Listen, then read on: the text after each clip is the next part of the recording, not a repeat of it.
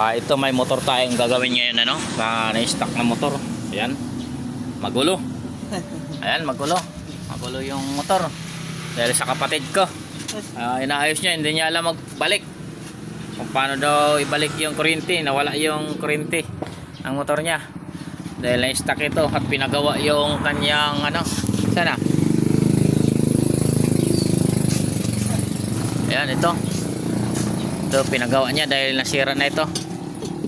Ayan, pinagawa niya kaya ganito yung forma ng motor.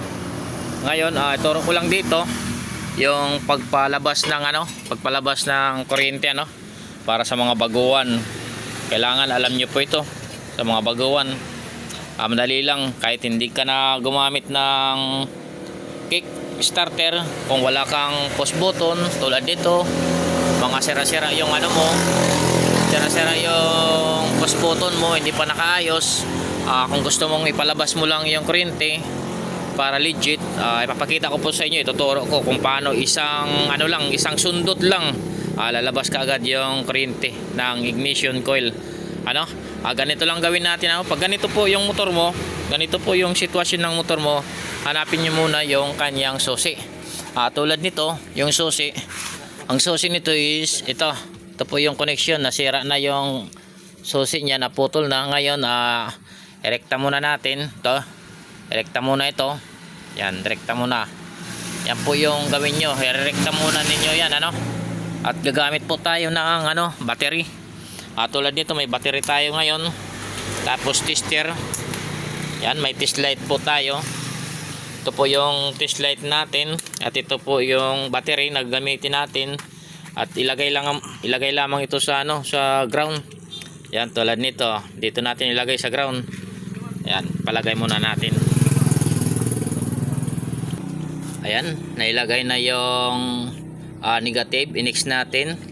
Wala pang fuse, dahil walang fuse, ang gawin ninyo, kapag walang fuse, pwede naman dito muna sa putol, ito yung galing sa parting susi. Ayan, yung positive na ito. Okay, bali kasi putol-putol ito dahil nginat-ngat ng daga. Tagal na kasi itong motor. Ngayon, turo ko lang yung palabas yung kuryente, yung positive dito niyo ilagay. Yan, yung battery na yan. Dito, ilagay mo, Ramil. Yan. Yan mo lang ilagay, pwede. Yan. Para maayos, ganito yung gawin nyo, para maayos yung pagka-clip. Yan, para makapal. Okay, tapos ipit mo lang. Okay. Ngayon, subukan natin, kaso wala pang dito yung kanyang sa CDI. Okay. Mamaya. Okay. Kunin mo yung CDI. Saan yung CDI mo? Ito, sir. Boost. Yan, ito yung bagong CDI niya, ito yung binili niya, pang 4 pin. May mode po ito, makita niya, yan yung mode. Ito po yung pinaka tinatawag na, yan, ito yung speed. Tapos ito po yung racing mode. Yan, may racing mode po siya, racing mode. Ito po yung speed, speed mode. Okay, bali ilagay muna natin dito, subukan natin. Ayan, nailagay na natin, dito lang ilagay. Okay, ngayon next natin, bali palabasin natin yung kanyang kuryente, dahil ginawa niya, hindi niya mapalabas yung kuryente. Ngayon, subukan muna natin gamit yung test light. Okay, yung test light dito ilagay sa yung clip, test light dito ilagay sa ground. Tapos subukan natin kung may battery ba. Ayan, may battery, goods po yung battery. Tapos doon sa may susi, ayan, goods po yung sa may susi, connection ngayon.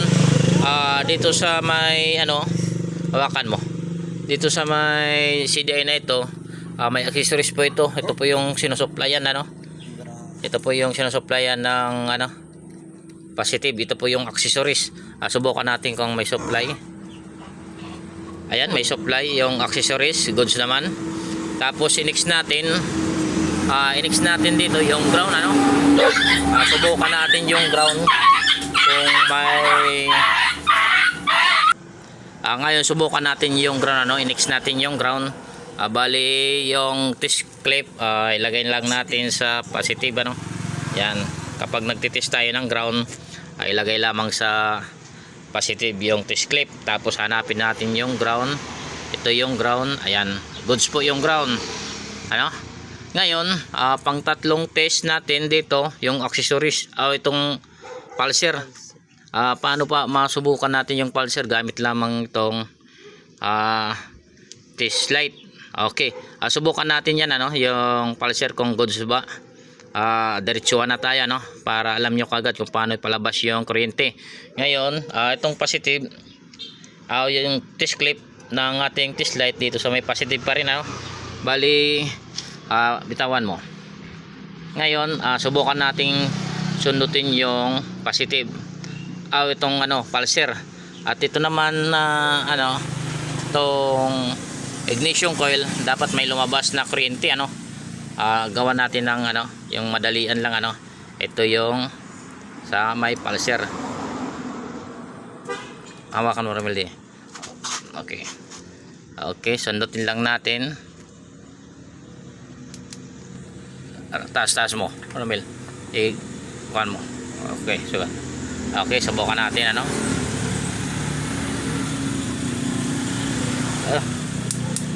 Yan, malakas.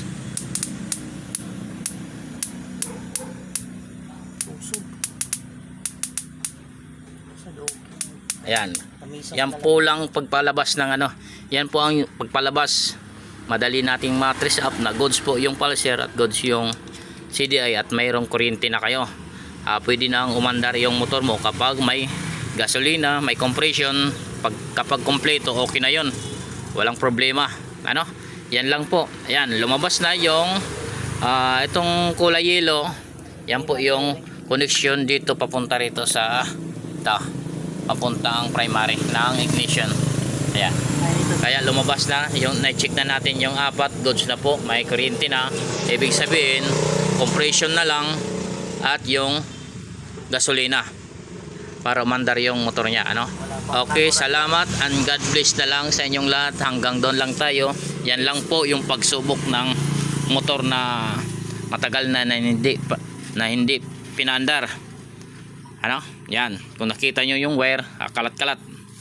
Yan. Okay, thank you and God bless sa inyong lahat.